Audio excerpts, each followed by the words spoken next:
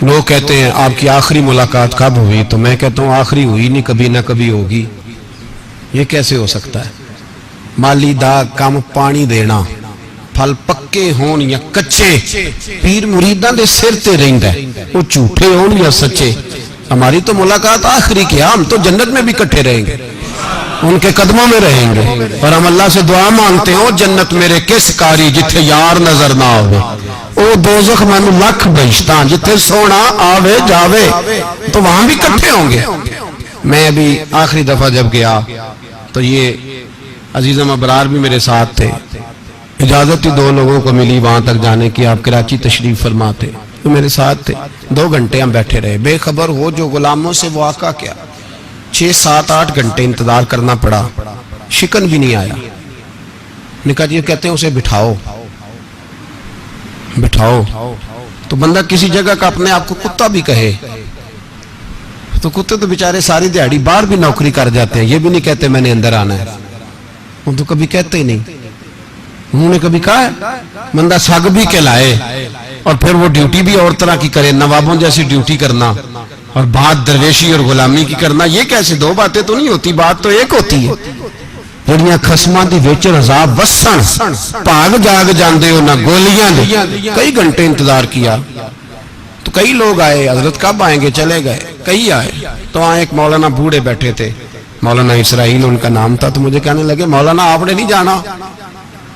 میں نے کہا جی ہم نے کہاں جانا ہے، ہم تو یہاں رہنے کے لیے آئے ہیں۔ جب ان کی 1-2 شخص نے تھوڑی سی میرے اوپر تنقید کی نظر بھی ڈالی کہ یہ کب سے آیا ہے، تو کچھ ہوتا تو ملاقات نہ ہوتی، اور ہم ہیں بھی نہیں، ہم کچھ بھی نہیں، ہمارا تو 4تھے درجے کے نوکروں میں نام آ جائے تو بڑی بات ہے۔ 4تھے درجے کے نوکروں کو بھی کس میں ہوتی ہے نا، ایک سیکٹری ہوتا ہے، ایک چوکیدار ہوتا ہے، ان کے پاس بھی چابیاں وابیاں ہوتی ہیں، ایک بار والا ہوتا ہے، ایک 4تھے 5ویں درجے کا نوکر ہوتا ہے جس کو کبھی کبھی بتایا جاتا ہے چل گاڑی دھو دے، چل تو آ جا۔ ہم تو 4تھے درجے کے نوکر بننے کو بھی بھائی بڑے تیار ہیں اور ایمانداری سے تیار ہیں، وہ رکھ لے بس مہربانی۔ تو حضرت بیٹھے رہے، دیر ہو گئی، تھک جاتا ہوں، تھک گیا، بات آگے نکل گئی۔ اب بیٹھے تھے تو تنہائی تھی، مجمع ہوا نا، جب مجمع پار محفل پہ حضرت ہمیں نہیں ملے، بار سیدھے مجلس پہ کئی سالوں کے بعد ملاقات ہوئی۔ چر ہویا مینو ترلے لیندے کدی موڑ میرے ول واگاں، خواب میری ایک وار جے آویں، میں ساری عمر نہ جاگاں۔ دیر ہو گئی، میں بڑا ترسا ہوا بیٹھا تھا، کئی گھنٹے بیت گئے، بیٹھے رہے۔ مرضی ہے نا جی، یہی رس بولے تھے دی مہربانی۔ تو دیر کے بعد جب وہاں پہنچے نا، اسٹیج پہ سامنے حضرت کے پاس، حضرت سٹیج پہ آ گئے تو میری طبیعت ہے کہ میں جب اپنے شیخ کے پاس بیٹھتا تھا تو سب سے پیچھے بیٹھنے کی کوشش کرتا تھا، اس لیے کہ بڑھ کے آگے ہونا کمال نہیں، کو پکڑ کے آگے کرے تو پھر بھی تھوڑی سی نوکری قبول ہونے کی بات سمجھو۔ پیچھے بیٹھ گئے ہم لوگ، میں بھی اور ابرار بھی، ہم پیچھے بیٹھ گئے۔ اب وہاں علماء اور مشائخ کا ڈھیر لگا ہوا تھا، حضرت کی نظر بظاہر خاصی کمزور ہے، لیکن جب بیٹھے تو یہ میرے ساتھ موجود تھے، آپ گواہی لے سکتے ہیں، حضرت نے فوراً نقیب محفل سے کہا کہ وہ پیچھے بیٹھا اسے تو آگے بلاؤ۔ تو میں جب اٹھا نا تو آپ یقین کریں میرا دل کرتا تھا پھاڑ ڈالوں کپڑے اور میں یہاں لوگوں کو بتاؤں کہ بے خبر ہو جو غلاموں سے واقعہ کیا ہے۔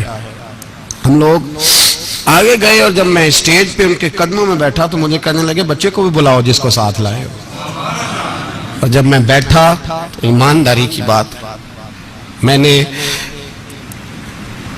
سلام لی کان میں نے کہا حضور طبیعت کیسی ہے؟ فرمانے لگے تو جب سے آیا ہے مجھے تب سے پتا ہے تو بیٹھا ہے، تو جب سے آیا ہے مجھے تب سے پتا ہے، اب کل واپس چلے جانا اور جا کے وہاں دین کی نوکری کرنا، تو جب سے آیا ہے مجھے تب سے۔ مجھے فرمانے لگے کہ تو جب سے آیا ہے نا مجھے تب سے پتا ہے، جاؤ نوکری کرو۔ اور ایک جملہ کبھی نہیں بھولتا، فرمانے لگے میں تو تمہارے ساتھ ہی ہوتا ہوں، بس بات ختم ہو۔